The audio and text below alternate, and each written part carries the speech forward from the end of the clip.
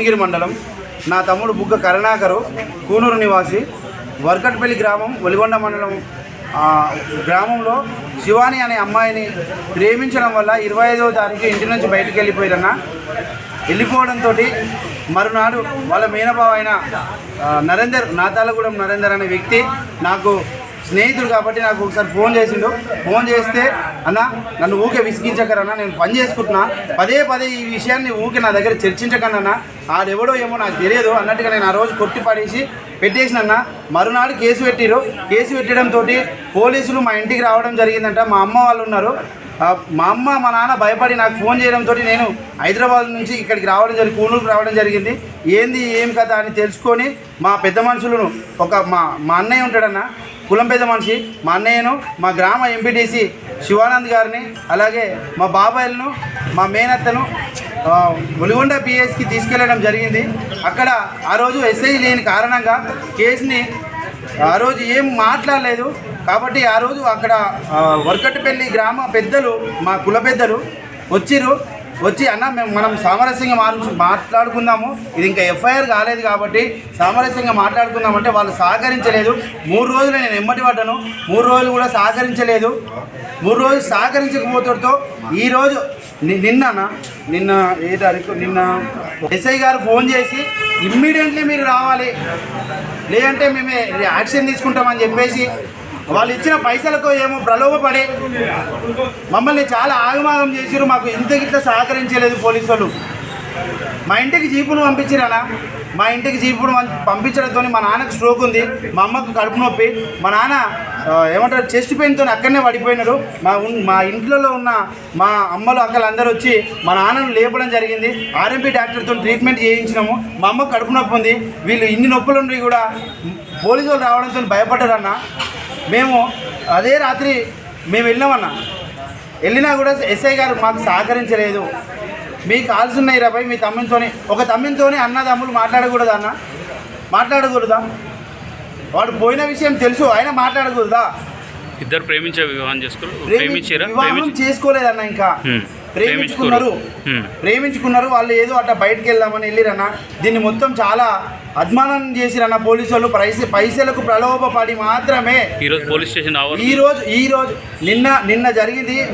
నిన్న జరిగితే నన్నును మా తమ్ముడు ఎల్ఏష్ గారిని, ఇంకో మా తమ్ముడు పెద్దమ్మ కొడుకు సురేష్, తర్వాత బుగ్గ శ్రీకాంత్ అనే వ్యక్తి మీద కేసు వాళ్ళు కాల్ లిస్ట్ తీసుకొని రావడం చెప్పిన అన్న వీళ్ళందరూ వద్దన్న, నేను వస్తా, నన్ను లోపలే అన్న. మా నాన్న పరిస్థితి బాగాలేదు, మా అమ్మ పరిస్థితి బాగాలేదు, లోపడేయండి, నేను ఎన్ని రోజులు ఆయన ఉంటా, మా తమ్ముడు దొరికేంత వరకు నేను ఉంటా. అంటే ఇద్దరు ప్రేమించుకున్నారు, అమ్మాయి అబ్బాయి ఇద్దరు ప్రేమించుకున్నారు, వెళ్ళిపోయారు. వాళ్ళు దొరికేంత వరకు కూడా నేను స్టేషన్లోనే ఉంటాను. నేను ఇద్దరు అంగీకారంతోనే బయటకు వెళ్ళిపోయారు. వెళ్ళినా పోలీస్ స్టేషన్ ఆవరణలో చెప్తాను. అదే వస్తున్నా. నిన్న జరిగిందన్న ఇదంతా. నిన్న మా మేనమామ వచ్చి ఆయన జమీన్తో మమ్మల్ని బయటికి తీసుకురావడం జరిగిందన్న. నిన్న నైట్ వచ్చినాం. నైట్ 6 గంటలకు చెప్తున్నా, అదే తీసుకొస్తున్నా. నిన్న మేము ఇంటికి వచ్చినాము. ఇంటికి వచ్చి అన్నం కూడా తినలేదన్న. డబ్బుల్లో పెట్టుకొని మా తమ్ముంది కారు ఉంటుంది, కారు వేసుకొని మొత్తం మా బంధువులందరి ఇంటికి వెతుకుడు మొదలుపెట్టినాం అన్న. అతనే ఫోన్ చేసిండు, పుష్పల్ ట్రైన్ ఎక్కినా అన్న, వరంగల్ నుంచి వస్తున్నా, భువనగిరిలో నేను దిగుతా, నువ్వు ఎక్కడ వెతకన్నా, నువ్వు ఇబ్బంది పడకు, నేను వస్తున్నా అని కాల్ చేసినా. కాల్ చేయడంతో నేను మా మేనమామకు, మా తమ్మునికి, మా నాన్నకు కూడా చెప్పలేదు, మా మేనత్తకి చెప్పినా. మేము ముగ్గురిని నిన్న చెప్పింది కదా, నిన్న జమీన్ ఇచ్చి మా మామ తోలుకొచ్చింది కదా, వాళ్ళని హ్యాండ్ ఓవర్ చేద్దామని పోయినామన్నా. సామరస్యంగా హ్యాండ్ ఓవర్ చేసినాము. హ్యాండ్ ఓవర్ చేసినంత వరకే మాకు సహకరించిండ్రు ఎస్ఐ గారు. తర్వాత వాళ్ళు వచ్చి అమ్మాయి వాళ్ళు వచ్చిర్రు. 40 మందిని లోపలికి తీసుకొని మీటింగ్ పెట్టినన్న. 40 మందిని లోపలికి తీసుకున్నాడు. అమ్మాయి తరఫున వాళ్ళనే లోపలికి తీసుకున్నాడు. అందులో సిరిపంగి సామి, నాతాలగూడెం నరేందర్, వర్కట్పల్లి సర్పంచి, ముగ్గురు ప్రెజర్ తోటి పోలీసుల నిర్లక్ష్యం వల్ల డబ్బులకు ప్రలోభపడి, ఎస్ఐ పేరు నాకు తెలియదన్న, నేను అంటే కలవనీయలేదు. 10 గంటలకు హ్యాండ్ ఓవర్ చేస్తే మమ్మల్ని సాయంత్రం 6 గంటలకి ఇళ్ళ లోపలికి పిలవలేదన్న. ఏమిటి పిలిచారు అంటే మాకును మీ తమ్మునికి అన్నం తీసుకురండి అని పిలిస్తే మేము లోపలికి వెళ్ళినాము. లోపలికి వెళ్తుంటే మెట్ల దగ్గర నా తమ్ముడు మందు తాగిండు. ఆ అమ్మాయి తన వెంట వచ్చిన అమ్మాయి కూడా మందు తాగింది. మందు తాగినా నేనేమో వీడేదో తాగిండని పోలీసు వాళ్ళు ఎస్ఐ గారును అక్కడ ఉన్న కానిస్టేబుల్ కొట్టడం జరిగిందన్న. నేను మందు తాగిన అన్న కూడా కొట్టిరన్నా, తాగినాక కూడా కొట్టిరు. పోలీస్ స్టేషన్ లోపల, పోలీస్ స్టేషన్ గడప లోపల వల్ల డబ్బులకు ప్రలోభపడి ఒక ప్రాణాలను కాపాడేసిన, చట్టాన్ని కాపాడేసిన పోలీస్ స్టేషన్ ఇట్లా తయారైతే పేద ప్రజలను కాపాడేది ఎవరన్నా? మాకు న్యాయం ఎక్కడ జరుగుతుందన్నా? అన్న కొడుకు లవ్ చేసిండు ఒక అమ్మాయిని. లవ్ చేస్తే 3 రోజులు అనుకోని వారం అవుతుంది. పోలీసు వాళ్ళకి కేసు పెట్టినట్టు పిల్లలు. మాకు ఆ విషయం తెలియదు.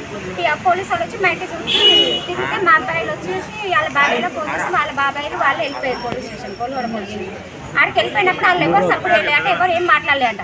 పోయి వెళ్ళేసి వచ్చింది. 3 రోజుల తర్వాత రారంటే 3 రోజుల తర్వాత రారంటే పోలేదు. మా వాళ్ళు మా బావ ఒక్కడే పోయింది, మా పెద్ద కొడుకు పోయింది, మిగతా వాళ్ళ బాబాయిలకి ఎవరు పోలేదు.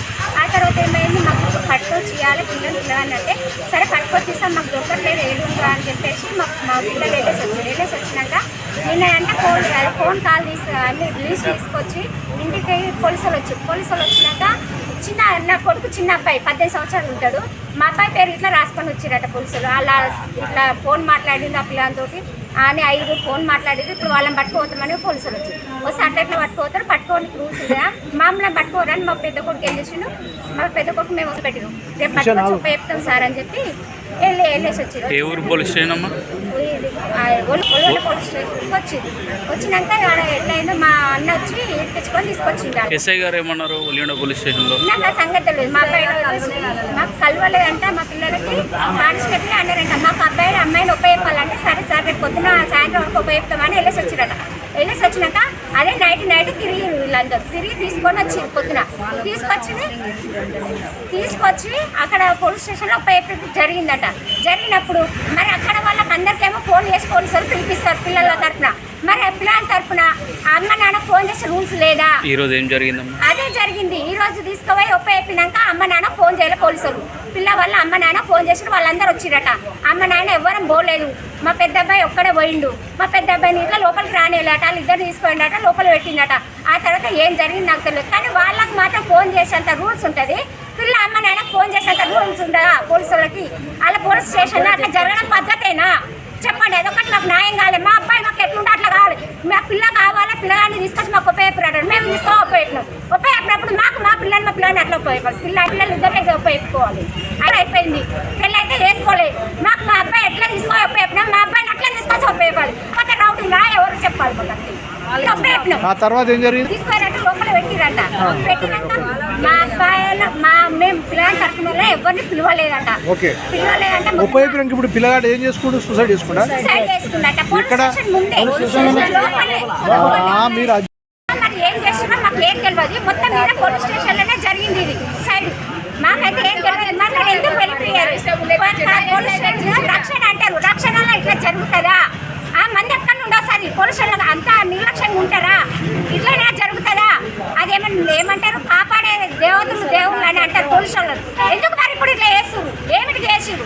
మా అబ్బాయి మాకు ఎట్లుంటే అట్లా కావాలి. పోలీసు వాళ్ళు మరి ఎవరు తెస్తారో ఇంకొకరు మాకు తెలియదు. అబ్బాయిని మాకు ఎట్లుంటే అట్లా ఉపయోగపడాలి.